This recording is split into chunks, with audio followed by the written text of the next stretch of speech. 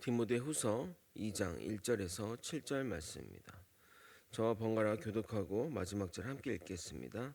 내 아들아, 그러므로 너는 그리스도 예수 안에 있는 은혜 가운데서 강하고 또 내가 많은 증인 앞에서 내게 들은 바를 충성된 사람들에게 부탁하라.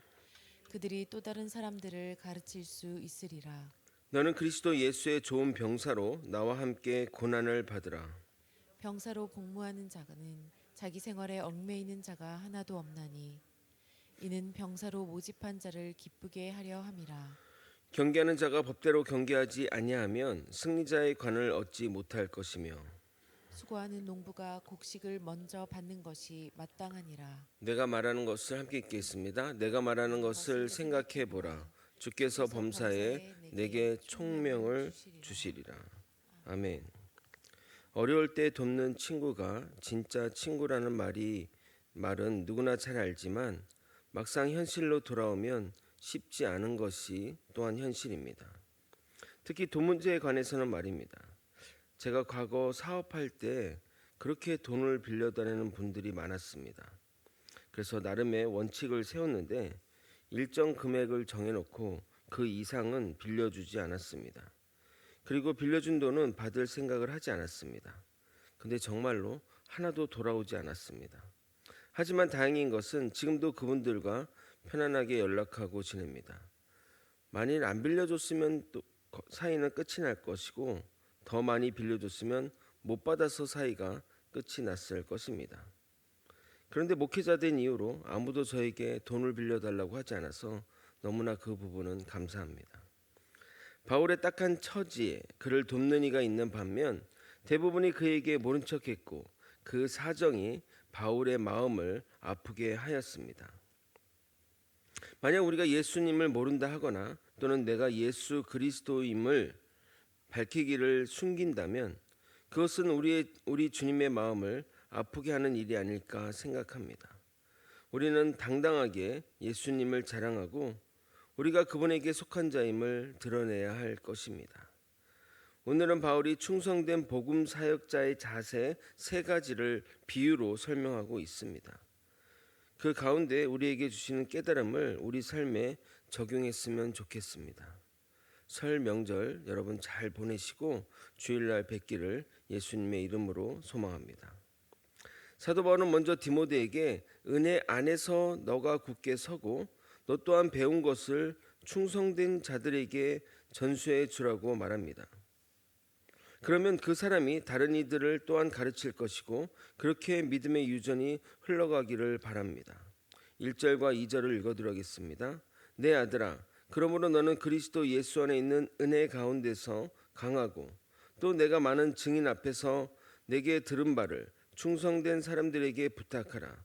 그들이 또 다른 사람을 가르칠 수 있으리라. 여기서의 이 충성된 자는 지금으로 따지면 어떤 목회자의 한정에서 또 이해할 수도 있습니다. 그러나 사역이 우리 모든 성도들이 또 함께하는 것이기 때문에 또한 또 여러분에게도 적용되는 말이지만 여기서 이야기하는 기본적인 충성된 자는 목회자의 길을 걷는 사람들이라고 해석하면 되겠습니다. 그런데 2절에 보면 재미난 표현이 있습니다. 보통 이런 경우에는 부탁보다는 가르치라거나 명령하라거나 해야 되는데 충성된 사람들에게 부탁하라고 말하고 있다는 것입니다. 부탁하라는 헬라어 파라도는 위탁하다라는 의미로서 누군가에게 받은 것을 잘 보관한 후에 다른 이에게 잘 전달하는 것을 말합니다. 이것은 가르치는 자의 지식이 하나님으로부터 온 것임을 나타내기 위해서입니다. 우리가 가르치는 지식이 인간의 지식이나 지혜에서 나온 것이 아니라 하나님의 지혜와 지식이기에 우리는 그것을 잘 보존해야 하고 그리고 잘 보존한 것을 잘 전달해야 하는 겁니다.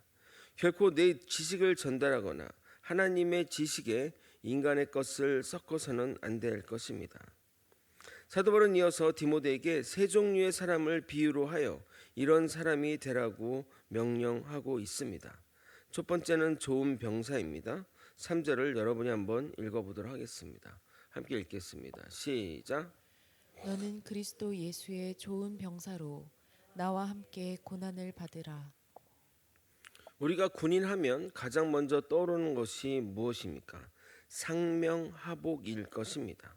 명령대로 잘 수행하는 것이 좋은 병사의 첫째 조건입니다. 물론 강한 체력, 군사 기술, 전술 이해도 등도 필요한 능력이지만 무엇보다 최고는 명령한 대로 수행하는 것이 최고의 조건입니다. 그런데 사도 바울은 그 병사에게 나와 함께 고난을 받으라고 말합니다. 아마 군인 모집할 때부터 고난받을 준비가 되었냐고 물어본다면 아무도 지원하지 않을 것입니다. 그러나 사명자는 그것을 감수하고 나아가야 합니다. 여러분은 일반 백성이고 싶으십니까? 아니면 좋은 군사이고 싶으십니까? 단 한 번의 인생 좋은 군사가 되어 나를 뽑은 주인을 기쁘시게 해야 하지 않겠습니까? 우리가 병사라면 가장 최우선으로 애써야 할 것은 바로 자신의 사명지, 사역지가 되어야 할 것입니다. 죄송한 말씀이지만 가정도 이순이라고 말하고 있습니다. 4절을 읽겠습니다. 병사로 복마는 자는 자기 생활에 얽매이는 자가 하나도 없나니 이는 병사로 모집한 자를 기쁘게 하려 함이라. 물론 이 성경 구절을 근거로 가정을 소홀히 하는 사역자가 되어서는 안 될 것입니다. 그러나 사명자는 둘 중에 하나를 골라야 한다면 잔인하지만 주님의 일을 최우선해야 됩니다. 그러나 살면서 그런 일이 그렇게 많지 않을까, 그런 거의 없지 않을까 생각해 봅니다. 두 번째로 비유한 자는 운동 경기에 나서는 선수들입니다. 5절을 여러분이 또한 읽어보도록 하겠습니다. 함께 읽겠습니다. 시작. 경기하는 자가 법대로 경기하지 아니하면 승리자의 관을 얻지 못할 것이며 선수에게 가장 필요한 것은 탁월한 신체 능력 또는 경기를 이길 수 있는 스킬입니다. 그런데 사도 바울은 경기 규칙대로 운동하는 것이 가장 필요한 능력이라고 말하고 있습니다.